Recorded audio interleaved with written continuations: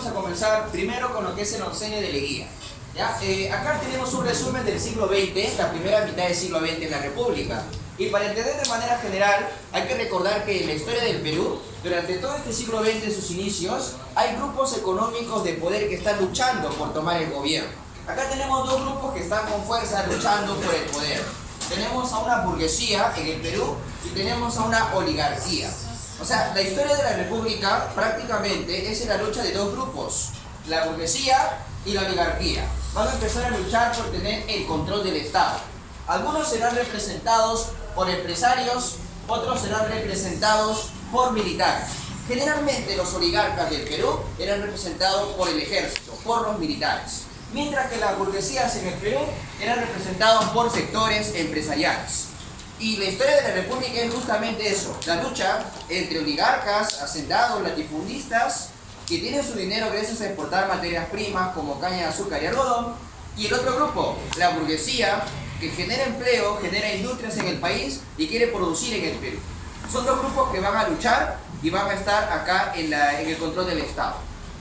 Y debido a esto, a esta lucha, se van a generar golpes de Estado.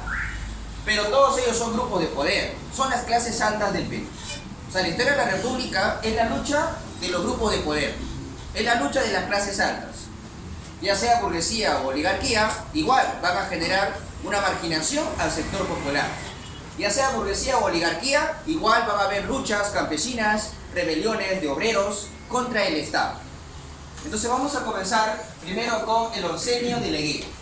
Leguía es el presidente que estuvo más años en el Palacio de Gobierno. Leguía, cuando llega al poder en 1919, él argumenta que va a hacer un Perú nuevo, va a transformar el Perú. Él va a representar a una nueva clase que era marginada, que era la clase media, una clase integrada por intelectuales, pequeños comerciantes. Leguía llega al poder para ellos. Por eso en su gobierno se habla de la patria nueva. Él autodenominó a su gobierno como la patria nueva. Mientras que Jorge Basadre, ¿cómo llamó a Leguía? El oncenio, por los 11 años de dictadura que se va a dar acá. Efectivamente, Leguía no es un militar, es un civil, pero va a ser una dictadura en el país. Para que un civil pueda hacer una dictadura, tenía que hacer una alianza con una parte del ejército. Y eso es lo que hizo acá Leguía. Leguía entonces inicia una dictadura de 11 años. Si te preguntan en tu examen de admisión de San Marcos, ¿Leguía para quién gobierna? ¿Para quién representa Leguía? Representa una burguesía, pero se habla de una burguesía intermediaria, es decir, una burguesía que tiene lazos con Estados Unidos. Es una burguesía que depende de Estados Unidos, es la calle de Estados Unidos. Cuando Leguía gobierna los 11 años, ¿qué evento pasa en la historia universal? Acá tenemos los distintos eventos del mundo. Por eso, para entender la República del Perú, hay que ver que hay eventos mundiales que influenciaron en el Perú. Por ejemplo, cuando Leguía gobernaba 11 años, Estados Unidos era la nueva potencia mundial. Ya había terminado la Primera Guerra Mundial. Entonces, la nueva potencia, Estados Unidos, va a buscar controlar a países como Perú. Y Leguía va a ser el títere, el lacayo, la marioneta de Estados Unidos. Por ejemplo, con Leguía, en lo económico, llega una misión norteamericana llamada la misión Cumberland, objetivo, asesorar la economía de Perú. Iniciar al Estado peruano en una dependencia con el capital norteamericano. Ejemplo, se crea la Contraloría General de la República, que es una institución que hasta ahora existe y sirve para fiscalizar los gastos de las instituciones del gobierno. También se crea una nueva moneda, el sol de oro. De igual manera acá se aplica la ley de agua. ¿Para qué fue la ley de agua? Con esta ley, el Estado, el gobierno de Leguía, controla los ríos del país, afectando a la oligarquía. Ojo que Leguía está en contra de la oligarquía. Leguía no se lleva con la oligarquía en el Perú. Leguía no se lleva con estos grandes hacendados que desde el pasado controlaban el Perú en la República Aristocrática. Por eso Leguía estaba en contra de ellos. Está en contra de su partido político. ¿Cuál era el partido político de la oligarquía? Era el Partido Civil. Leguía está en contra del Partido Civil. Por eso le decían anticivilista. ¿Ya? Ahora, laudo de París. ¿Qué es eso? Es un resultado de un juicio que hizo el Estado peruano con una empresa de Estados Unidos que acá se va a beneficiar. La empresa inicial es IPC, o la International Petroleum Company. La IPC es una empresa de capital norteamericano que extrae petróleo del norte del Perú, de Talara, de una zona llamada La Brea de Pariñas. Entonces, en este resultado del juicio que se hizo en Francia, llamado laudo de París, la empresa IPC salía a beneficiar. ¿De qué manera? va a tener el derecho de seguir explotando el petróleo en el país. Eso es un beneficio que va a tener la EPC. ¿En qué documento? En el laudo de país. Esto es en lo económico. Vamos a hacer un resumen del gobierno de Leguía en lo económico. Primero, con Leguía, ¿qué evento pasó en el mundo? ¿Quién era potencia? Estados Unidos. Segundo, el Estado peruano con Leguía pasó a depender de qué capital? Norteamericano. Desde los cines de Leguía empezamos la dependencia a Estados Unidos. Tercero, ¿qué evento favorece una empresa norteamericana con Leguía? El auto de París. Muy bien, otro punto. ¿Qué institución se crea con Leguía para resolver los gastos de las instituciones del gobierno? La Contraloría General. Listo. Ahora, en lo social. En lo social con Leguía se va a crear una ley para afectar a los campesinos. Una ley para construir carreteras al interior del país. Tú cuando viajas a provincia utilizas carreteras al interior que dan rutas por los cerros. ¿Esa ley con qué se hizo? Conscripción vial. Es la ley más abusiva que hizo Leguía. Era contra toda la población. Los campesinos están obligados a trabajar por turnos haciendo carreteras en la sierra. Como trabajaban por turnos y sin recibir un salario, ¿cómo le llamaron eso? La mitad republicana. Era el trabajo obligatorio con Leguía. Era para ir haciendo caminos de la costa a la sierra del Perú. Pero como a los campesinos no se les paga, esto va a generar en una fuerte explotación social en el Perú. Y por eso muchos campesinos, durante los años de Leguía, de toda la sierra, van a rebelarse. Van a haber constantes rebeliones campesinas con Leguía. También se celebra una fiesta importante. Se conmemora, se recuerda que ya habían pasado 100 años desde que el Perú se ha liberado de España. Y hay eventos importantes que son icónicos, trascendentales. Dos eventos importantes. La proclamación de la independencia de San Martín y la última batalla de la guerra, que fue la batalla de Ayacucho. La proclamación y la batalla de Ayacucho se conmemoraron sus 100 años acá en el gobierno de Leguía. Y eso va a pasar ahora, pronto, para recordar los 200 años, ¿verdad? El bicentenario. Ahora estamos en el centenario, acá en este. Urbanismo y burocracia. ¿Qué significa eso? Durante el gobierno de Leguía, la ciudad de Lima, la capital, se expande. Se construyen avenidas, plazas, instituciones del Estado. Objetivo, embellecer la ciudad. ¿Para qué? Para que el capital privado de afuera observe una Lima más progresista, un Perú más desarrollado y quiera invertir, impulsar la inversión privada. Por eso van a hacer bonita tu capital. Profesor, ¿qué? O sea que el empresario que visitaba Lima veía todo hermoso en Lima. Sí. Ah, seguro todavía no estaba San Juan del Gancho. Todavía no sirve eso. ¿Ya? Tú eres cercado de Lima y algunos distritos. Acá aparece La Colina, por ejemplo, San Isidro, San Borja, Jesús María, Breña, ¿no? Algunos lugares que de repente tú también conoces, ¿verdad? Bueno, todavía no. Muy bien, ¿qué más? Burocracia. Leguía, como va en contra de la oligarquía, necesita una base social que lo respalde. Es por eso que la clase media lo está apoyando. Leguía, la clase media le da puestos en el trabajo. Por eso durante el gobierno de Leguía, el Estado, que tiene una burocracia, se expande, crece, aumenta. Por eso si te preguntan en tu examen Misión San Marcos 2000, ya viene Navidad, si te preguntan ¿en qué momento de la República se expande con fuerza una burocracia estatal? Durante el oncenio de Leguía se expande la burocracia, o sea, los funcionarios públicos del gobierno aumentan. Claro, se le aumenta el salario y todos son clases medias. Por eso Leguía decía que su Perú va a ser una patria nueva. Pero entre esa burocracia que está creciendo, lógicamente estaban los allegados al gobierno de Leguía, los familiares de Leguía, sobrinos, tíos, primos. Si Leguía era tu tío, ya te la llevaste fácil. Ya. Te dan cargos, terrenos en Chiclayo, te la llevas fácil. Por eso durante los 11 años la familia Leguía se enriqueció. Así como la familia Fujimori. Igual, la familia Leguía se enriqueció. ¿Ya? ¿Qué más? En lo político, Leguía gobernó 11 años. ¿Cómo es posible eso, profesor? Los gobiernos establecían un periodo de 4 años nada más. Lo que pasa es que Leguía, primero, para llegar al poder, dio un golpe de Estado. Y cuando dio golpe de Estado, para aferrarse en el poder, creó una constitución, aprobada por la Asamblea Nacional. ¿La constitución de qué año? Del 20.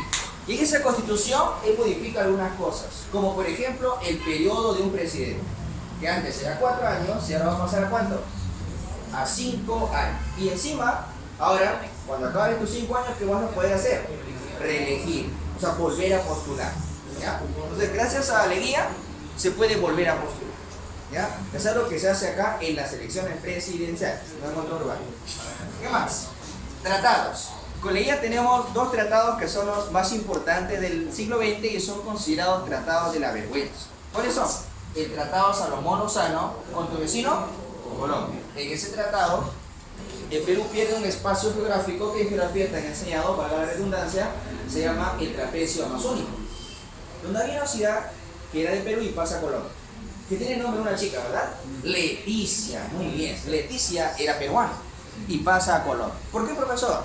Porque Leticia y el trapecio amazónico era una zona que le permitía a Colombia tener acceso a un río importante, al río Amazonas. ¿Y por qué es importante que Colombia tenga acceso al río Amazonas? Porque por el río Amazonas, ¿qué se hace? Un comercio internacional. Y eso genera mucho ingreso económico al Estado colombiano. Por eso en ese tratado, ¿quién sale favorecido? Colombia. Otro tratado, Rada Cambio Figueroa, o también llamado Tratado de Lima. Se firmó con tu vecino del sur. ¿Quién? Chile. En ese tratado, tú pierdes definitivamente un lugar y alguien regresa a ti. ¿Quién regresa a ti, amigo? Tacna regresa en el año 1929. ¿Pero qué pierde definitivamente? Arica. Nunca más regresar. A menos que hagas una guerra hoy en día y recuperes Arica. Pero para eso debemos tener soldados preparados, peruanos, con conciencia patriota, que quieran defender y recuperar esos territorios. Y sé que acá en San Juan de Lurigancho podríamos conseguir ese tipo de estudiantes, ¿no? Milicias preparadas.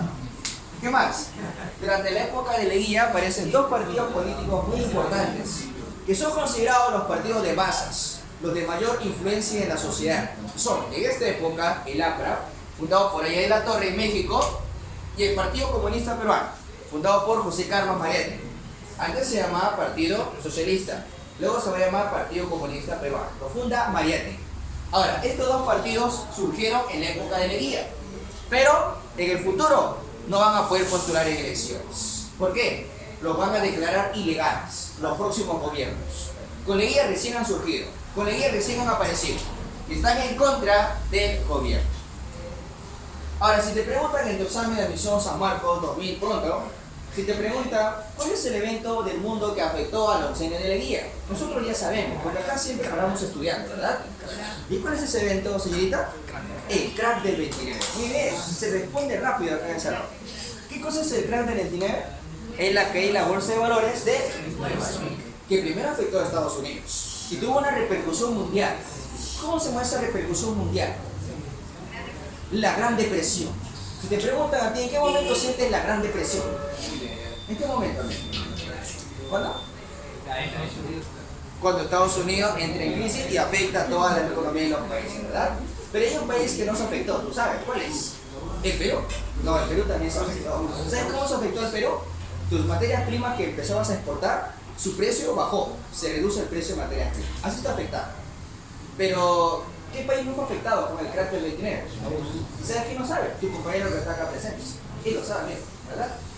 Muy bien, Rusia, la URSS en esa época, Rusia. Excelente. Un aplauso para tu compañero, por favor. El crack de 29 afectó al mundo y afectó al Perú. Por eso, durante el gobierno de Leguía, ese crack generó una debilidad en su gobierno. Leguía está débil, Leguía está temblando, ya no hay préstamos, ya no hay obras públicas, despidos masivos, el precio de los productos se dispara y los enemigos de Leguía aprovechan. ¿Quiénes son los enemigos de Leguía? Si yo te digo que Leguía era anticivilista, ¿quiénes eran sus enemigos? Los antiguos miembros del Partido Civil, que representaban a los grupos que exportan materia prima. O sea, la oligarquía. Pero la oligarquía, para sacar a Leguía, va a utilizar un brazo militar, va a utilizar al ejército.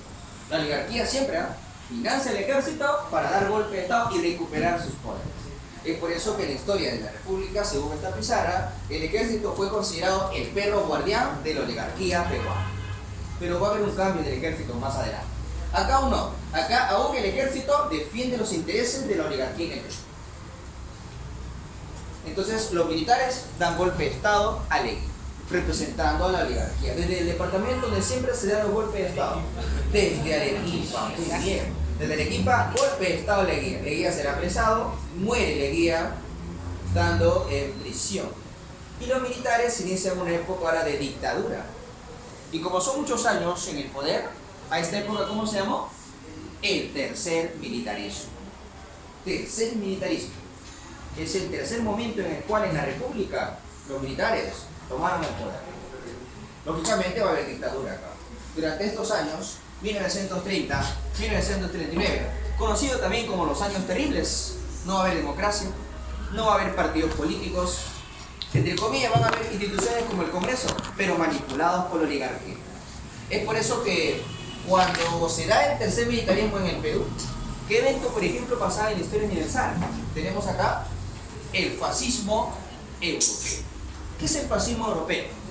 Es el periodo en el cual en Europa aparecieron dictaduras militares que eran muy radicales, nacionalistas al extremo. Estamos hablando en Alemania de Hitler, en Italia de Mussolini, en España de Franco, hasta en Asia, en Japón, Hirohito. Entonces acá tenemos dictaduras nacionalistas al extremo que estaban en esa época en el mundo, en Europa principalmente, y van a influenciar a gobiernos del Perú. Por ejemplo, en el Perú los militares van a tomar como modelo a seguir ese tipo de gobierno autoritario, déspota, tirano, represivo a los sectores populares. Y los militares asumen eso. Es por eso si te preguntan a ti, los militares del Perú en esta época tenían una ideología que estaba influenciando en la política peruana. ¿Cuál fue esa ideología que influenciaba en la política peruana? ¿Cuál fue esta ideología? El fascismo. Es más, acá en el Perú, los militares están en un partido político que tiene ese carácter fascista. ¿Cómo se llama el partido político del Perú de carácter fascista? Tenía como iniciales UR. ¿Cómo fue llamado ese partido? Unión Revolucionaria. Si te preguntan en tu examen, ¿qué partido político fue de influencia fascista en el Perú? Unión Revolucionaria. Bueno, ¿quién le dio golpe de Estado a Leguía? Sánchez Cerro, el que está. Sánchez Cerro da golpe de Estado y para legalizar su gobierno postuló con su partido Unión Revolucionaria. ¿A quién le ganó? Aya de la Torre, que había postulado. El APRA postuló con Aya de la Torre. Pero según el gobierno, él había ganado las elecciones. Los apristas desconocieron su victoria de Sánchez Cerro. Consideraban que hubo fraude electoral. Los apristas se negaron a reconocer el gobierno de Sánchez Cerro y Aya de la Torre lo proclamaron como presidente moral del Perú. Pero de todas maneras el que asume el poder es Sánchez Cerro. Inmediatamente el APRA va a ser el principal partido opositor a su gobierno. Buscará hacer atentados contra la vida del presidente. Intentará rebelarse en algunos departamentos del Perú. Debido a esa convulsión del APRA, el gobierno de Sánchez Cerro tuvo que crear medidas para castigar al partido. Y eso lo vamos a explicar después. Acá, con Sánchez Cerro, el Perú todavía tenía los rezagos y ese golpe del crack del 29. Entonces Estados Unidos nos manda una misión para recuperarnos del crack del 29, para salir de esta crisis. ¿Y cuál fue esa misión? ¿Qué dice acá? Misión Kemmerer. Objetivo de la misión Kemmerer: hacer que el Perú se recupere de los efectos del crack del 29. ¿De qué manera se puede recuperar el Perú? Por ejemplo, se va a crear un banco nuevo acá que trate de ordenar tu economía. ¿Qué banco se crea? El BC. Muy bien, el BCR, excelente. El Banco Central de Reserva. Así como también se le permite al Perú no pagar sus cuotas de deuda externa por un par de años. Si tú pagas tus cuotas de deuda externa por un par de años, no se te va a cobrar. Estados Unidos permite que te recuperes. También durante el gobierno de Sánchez Cerro, como ya te mencioné, el APRA es un partido que se negó a aceptar esa victoria, el APRA se opone, hace rebelión, y Sánchez Cerro crea una ley para perseguir a sus enemigos, principalmente al APRA. Esa ley, creada por el gobierno, se llamó Ley de Emergencia. Con esa ley de emergencia se perdían las garantías constitucionales, es decir, el derecho al libre tránsito que se da en el país. Y con esa ley el gobierno fácilmente puede capturar a un aprista que está motinándose o está rebelándose, lo manda a prisión, incluso desaparece, torturados los apristas, asesinados los apristas, el líder Aya de la Torre encarcelado. Entonces, esta ley de emergencia generó que el APRA continúe luchando, ahora con más ahínco, con más fuerza. ¿Y cómo se expresó eso? Cuando el APRA va a buscar ganar más apoyo en las universidades. Y en esa época hay una universidad que tiene mucha presencia de apristas. ¿Cuál es esa universidad? Tu casa de estudios, amigos. La San Marcos. Ser sanmarquino era ser aprista en la década del 30. San Marquino, aprista. Contra Sánchez Cerro, contra el gobierno. Por eso Sánchez Cerro, ¿qué decidió hacer con San Marcos? Con un decreto, me clausura la San Marcos. La decana de América, clausurada. El continente se enteró. Chilenos, argentinos decían, no puedo creer, San Marcos ya no funciona. Algunos postulaban, venían a Lima a postular. Claro, habían estudiantes de Latinoamérica que postulaban a Lima, a San Marcos. ¿Ya? Pero no pueden ingresar a México, porque ha sido clausurada. ¿Por qué? ¿Cuál fue su argumento del gobierno? Claro, que San Marcos era una cuna de lámpara. Nacían los apritas de San Marcos. Desde Cachimbo, ¿no? Rebelión de Trujillo. Los apritas se amotinaron en Trujillo, en la ciudad de Trujillo, en un cuartel llamado Otonova. Se amotinaron en el cuartel Otonova en Trujillo, tomaron a policías como rehenes. En esa época no se llama policía, se llama guardia civil. Los tomaron como rehenes. ¿Y qué pedían? Que Sánchez Cerro renuncie. ¿Qué hizo el gobierno? Mandó tropas, capturaron a los apristas. Entre ellos estaba el joven Antenor Orrego, un joven aprista. Y fueron fusilados los apristas. Eso se llamó la masacre de Chanchán, conocido como el año de la barbarie. En el año 1932 se dio la masacre de los apristas, conocido como el año de la barbarie, 1932. Muy bien, entonces el gobierno sanchezero se caracterizó por ser muy fuerte de manera represiva y radical, que incluso intentó provocar una guerra a Colombia para recuperar una ciudad que teníamos, Leticia. Pero en el fondo, los oligarcas del Perú lo que buscaban era recuperar parte del caucho que estaba en esa zona de la selva. Porque en la zona de frontera Perú-Colombia había un fuerte territorio con presencia de caucho. Y el caucho es una materia prima valiosa en esa época, para la industria de los automóviles, para los neumáticos. Entonces acá, el pretexto para la guerra es que Leticia quiere regresar al Perú. Pero en el fondo hay intereses económicos, conseguir las materias primas de la región. Y en ese proceso de iniciar una posible guerra con Colombia, Sánchez Cerro, estando en Campo de Marte, le dispara. Matan a Sánchez Cerro. Le echaron la culpa a Lapra de haber sido el asesino. Un aprista llamado Abelardo Mendoza Ley. Bueno, la cuestión es que muere Sánchez Cerro y ahora el gobierno le otorga el poder, el Congreso, ¿a quién? A Óscar Raimundo Benavides. Ella gobernó Perú en el pasado, dio golpe de Estado. ¿A quién había dado golpe de Estado en el pasado? Al primer presidente que dio por el pueblo, a Guillermo Pílilo. Entonces, ¿esto qué sería? Su segundo gobierno de Óscar Raimundo Benavides. Muy bien, profesor. O sea que ahora Benavides asume el poder. ¿Y qué vamos a hacer con el conflicto con Leticia, profesor? ¿Va a haber guerra? ¿Vamos a recuperar Leticia? ¿Qué decidió hacer Benavides? Benavides dijo que Leticia pasaba a Colombia según el Tratado Salomón Lozano que firmó Leguía. Y ese tratado se debe respetar. Por lo tanto, Benavides ratificó el Tratado Salomón Lozano. Hizo que se cumpla de nuevo. Ahora, con Benavides, él buscó calmar la situación social de Perú. El país estaba en zozobra. El país se encontraba en fuerte convulsión. Campesinos, obreros de Lima, partidos políticos perseguidos. Entonces lo que hizo el gobierno fue calmar la situación. ¿Cómo? Con la ley de amnistía general. Se va a dar amnistía. Se va a liberar a aquellos presos perseguidos durante el gobierno de Sánchez Cerro. Y entre ellos, ¿quién va a ser liberado? Víctor Raúl Haya de la Torre. Benavides también, para tratar de ganar aceptación en el sector popular, fomentó la política vial. El fisco del Perú tuvo egresos para la política vial. ¿Qué significa eso? Que los ingresos del Estado se gastaron ¿en qué? En construcción de carreteras, caminos. Por ejemplo, la carretera Panamericana Norte, Panamericana Sur, la carretera Central. Esa fue la política vial de Benavides. Y con esa política de hacer caminos, carreteras, se generó empleo. Se necesitaba mano de obra. Una manera de obtener empleo para el sector popular. También se dio algo para la clase obrera, el seguro social obrero, que era un seguro de salud que hoy en día tenemos. Tenemos seguro de salud hoy en día como el CIS, por ejemplo, ¿verdad? Se ha establecido que algunos van a tener servicio gratuito de salud y el Estado da un subsidio, ¿verdad? Algunos acá de ustedes, posiblemente sus padres están asegurados también de manera gratuita por el Estado, sin trabajar en planilla. Ya se ha hecho un decreto con el presidente Vizcarra en el cual se permite que todos los peruanos estén asegurados, así no trabajen en empresas con planillas. Así que ya estás asegurado, ¿no? Bueno, tú eres menor de edad, ¿no? En caso, ¿qué te puedo decir?